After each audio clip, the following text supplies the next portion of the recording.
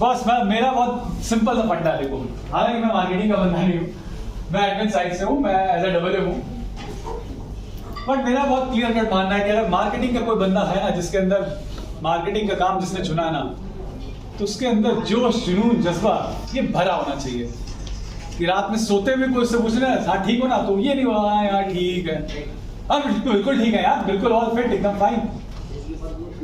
तो ये जुनून, ये जज्बा, ये जोश ना, ये पूरे सेशन में होना चाहिए। अच्छा, एक चीज मैं जानना चाहता हूँ, मैंने जैसे स्टार्टिंग में पूछा था आपसे, हो सकता है आप में से किसी को खराब भी लग गया हो, यार आप में से कितने लोग हैं जो MDRT हुए या गैलेक्सी क्लब में हुए? क्यों नहीं हुए? क्या कारण है?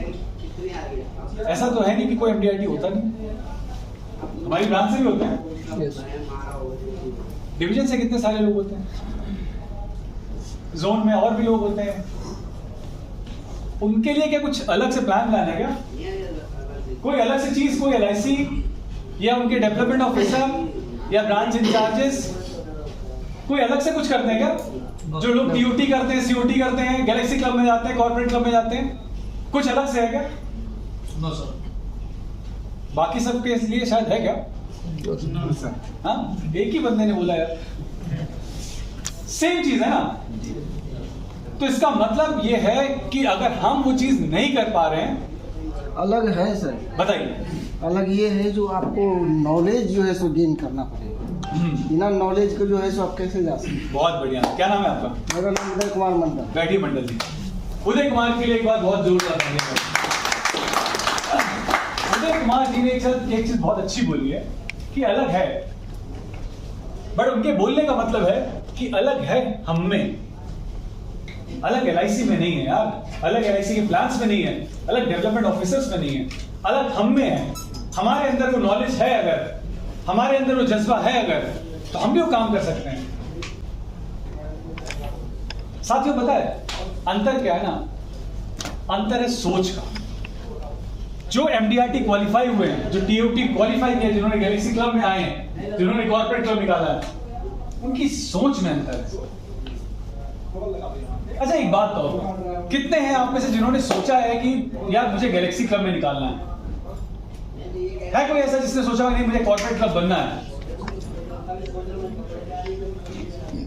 मुझे लगा मंडल जी हाथ उठा रहे हैं। MDRT के लिए सोचा है sir. Good, very good, very good. साथियों, पता है सोचने के ऊपर पैसे लगते हैं क्या? नहीं। हाँ, मैं सोचूं यार मैं कल को LIC का चेयरमैन बनूंगा, पैसे लगते क्या? ठीक है यार, जब मतलब प्रमोशन होगा, जब देखा जाएगा, आप लोगों की दुआ रही तो हो सकता है बने, लेकिन सोचने के कोई पैसे नहीं लगते हैं।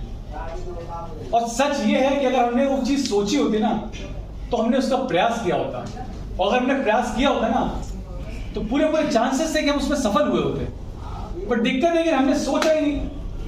हम सोचेंगे नहीं कि यार हमें इतना कमीशन चाहिए, हम सोचेंगे नहीं कि हमें अगर इतना कमीशन नहीं मिलेगा तो हमें कल कोई बड़ा घर कैसे मिलेगा, बड़ी गाड़ी कैसे मिलेगी, या हमारे वो फैमिली को सपने कैसे पूरे होंगे।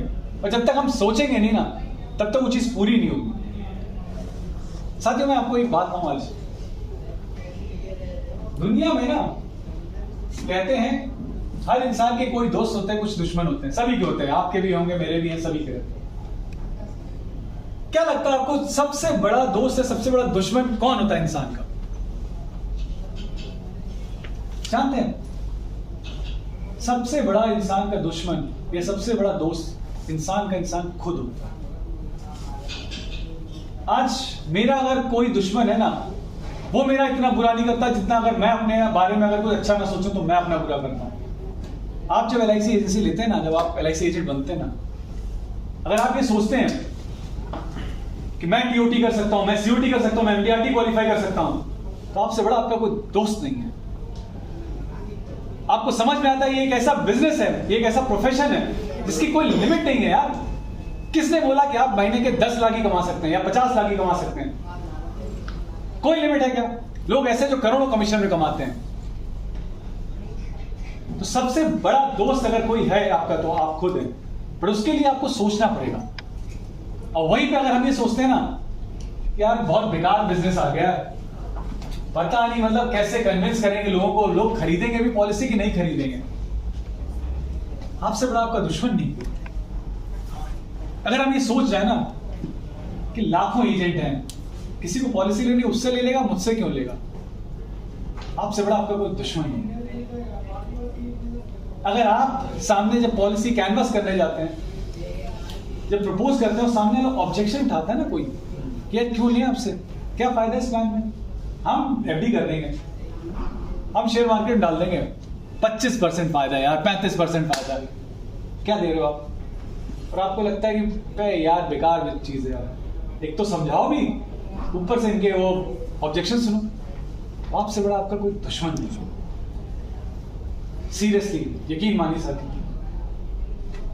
आप अपने सबसे बड़े दोस्त बनिए, क्योंकि आप ही हैं वो जो आप अपने आप को सफलता की उन ऊंचाइयों पर ले जा सकते हैं ना, जहां पे आपके आस पड़ोस में कोई खड़ा नहीं होगा। मैं आज आपको एक बात बताता हूं, किस बात का डर लगता है? अच्छा, फेलियर से। ये बात सच है, ये तो क्लियर कट है ना, ऐसा कभी नहीं हुआ आज तक कि हम जिसके पास भी पॉलिसी बेचने जाए उसने तुरंत स्वागत किया हमारा और एक्सेप्ट कर लिया। कभी नहीं। कभी हुआ मंडल जी? सर फेलियर होना तो जरूरी है। बहुत बढ़िया यार, गुड। कभी नहीं होता है। हम जब जाते हैं ना तो एक ऑन एन एवरेज कही जाती है कि 10 में से कोई एक होता है जो हमारी पॉलिसी लेता है। True, very true.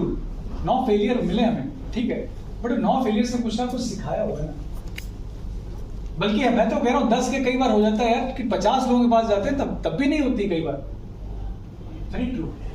लेकिन इन फेलियर से घबराना क्यों घबराना? आपको फेलियर की लिमिट बताता हूं।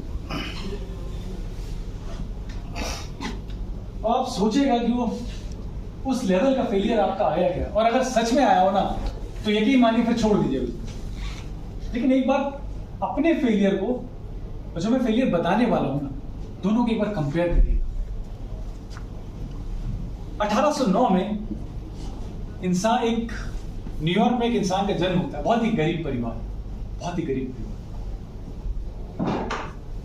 और उस इंसान की गरीबी ये लेवल की थी कि उनके पास खुद का घर नहीं, खाने पीने का ठिकाना नहीं।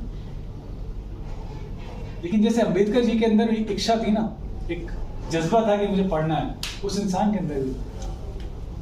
बट उसके पिताजी इतने भी सक्षम नहीं थे कि वो स्कूल तो छोड़ो कि उसको कुछ किताबें दिला। बट उस बंदे ने अपना जज्बा छोड़ा नहीं, वो दूसरे बच्चों की किताबें उधार ले लेके पढ़ता था। धीरे धीरे पढ़ते पढ़ते किसी तरीके से क्लास 5-6 तक आया। उसके बाद एक मोरल सपोर्ट था, और वो सपोर्ट थी उनकी मदर, उनकी माता जी। एक्चुअली पिताजी इसलिए सपोर्ट नहीं कर पाते थे, कई बार होता है ना यार, गरीबी से ना आदमी इतना टूट जाता है ना, इतना परेशान हो जाता है कि वो खुद अपने आप को संभाले कि बच्चों को संभाले। और इसलिए मेरा आप सबसे कहना है यार, मैं लिटरली बताऊं आप सबको ना, आप सब ने वो प्रोफेशन चुना है ना कि अगर आप अपना 100% दे देना, अगर आप अपना जी जान लगा देना, तो आप लाखों करोड़ों नहीं, मतलब इट्स लाइक कि आपकी कोई लिमिट नहीं है, आप किस लेवल तक जा सकते। तो वो इंसान जब 8 या 9 साल का हुआ ना, तो उनका जो एकमात्र मोरल सपोर्ट था ना, उनकी माता जी, उनकी भी डेथ हो गई, कोई नहीं बचा। बट किसी तरीके से करते करते करते करते बंदे ने ग्रेजुएशन किया, उसको एक पोस्ट मास्टर की जॉब मिली। जब उसने देखा ना कि यार समाज में इतनी बुराइयां हैं, उस समय स्लेवरी अमेरिका में अपने चरम पे थी, ब्लैक्स को स्लेव रखा जाता था। उसने विधायकी का चुनाव लड़ा, यार मैं विधायक बनूंगा, समाज में कोई अच्छा करूंगा। फेल हो गया, विधायकी के चुनाव भी गया, इतने साल से जो पोस्ट मास्टर से धीरे धीरे पैसे बचाए थे वो पैसे भी गए, पोस्ट मास्टर की नौकरी भी गई। फिर नहीं हारा, फिर उठा, फिर उसने अगली बार चुनाव लड़ा, इस बार जीत गए। लेकिन चीजें यहां रुकी नहीं। शादी होती है, 4 बच्चे होते हैं, 4 में से 3 बच्चों की डेथ हो जाती है।